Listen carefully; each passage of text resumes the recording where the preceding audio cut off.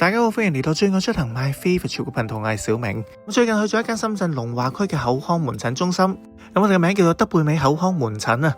點解我會介紹下佢哋呢？因為佢哋竟然為香港人提供免費洗牙甚至種牙嘅服務啊。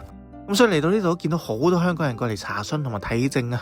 診所呢邊進駐咗好多位具經驗嘅牙醫，亦都獲頒發好多榮譽嘅獎座。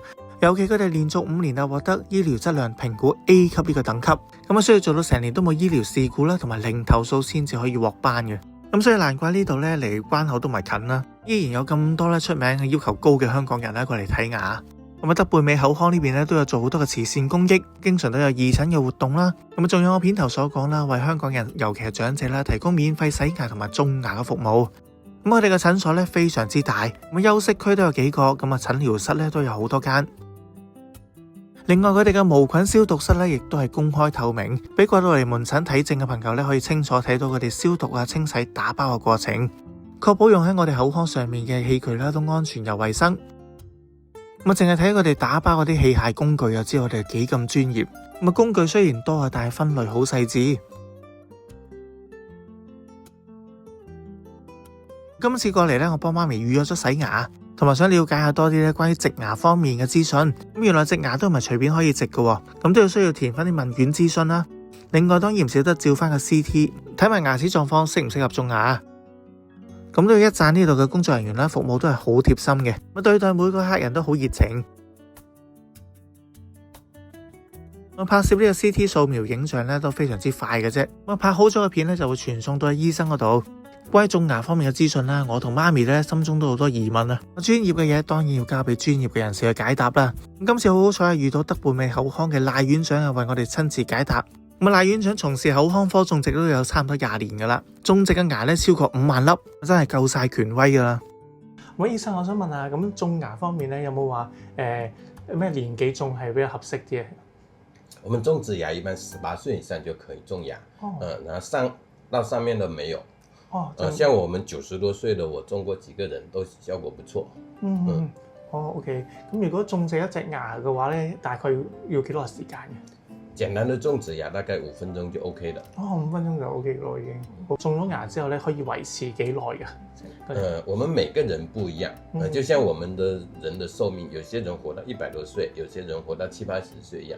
那麼種植牙用多長時間，根據他的身體健康情況，還有他的維護。像我們全世界上最長的人用了50多年的都有。OK。咁有冇話啲種植嗰啲牙咧，有分即係叫做較為高品質少少啊，就會耐少少咁樣嘅？有冇啲即係材質方面嘅即係嗰個有唔同嘅？我們現在種植牙，它的材質其實很接近了。然後它不太一樣的話，它會有一點點區別，就主要是一個品牌的區別。但實際上它們差距不是特別的大。明白。媽咪又關心啦，如果年紀大咗，牙肉收縮嘅話咧，會唔會影響到植牙嘅效果？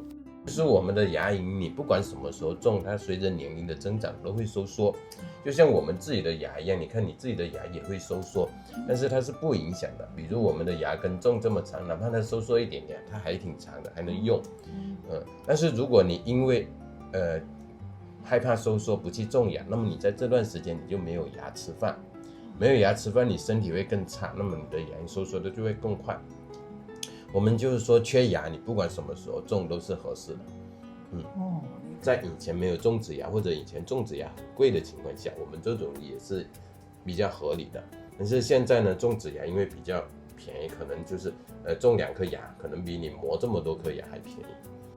好啦，唔知會唔會增長到大家對種牙嘅認知呢？咁講翻免費洗牙同種牙嘅活動啦，只要係我最愛出行嘅觀眾呢，就可以預約過嚟免費洗牙噶啦。每日嘅名額有限啊，所以敬請預約。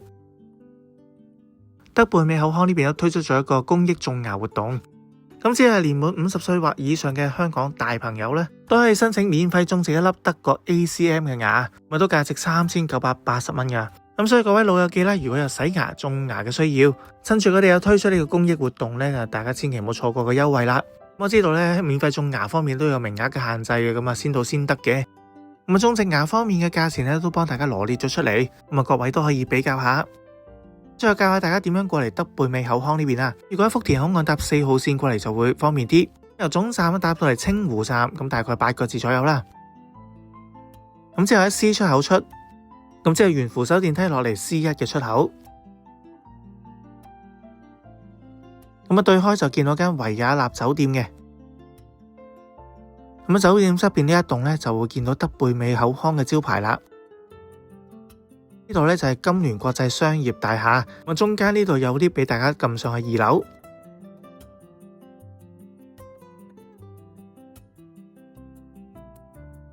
咁一出 lift 就見到佢哋德貝美口腔嘅門口啦。咁記得嚟之前做定預約，預約嘅電話同 WhatsApp 咧我擺喺資訊欄，資訊有用多多分享出去。今集節目時間咁多，有好嘢再同大家拍片分享，下集再見，拜拜。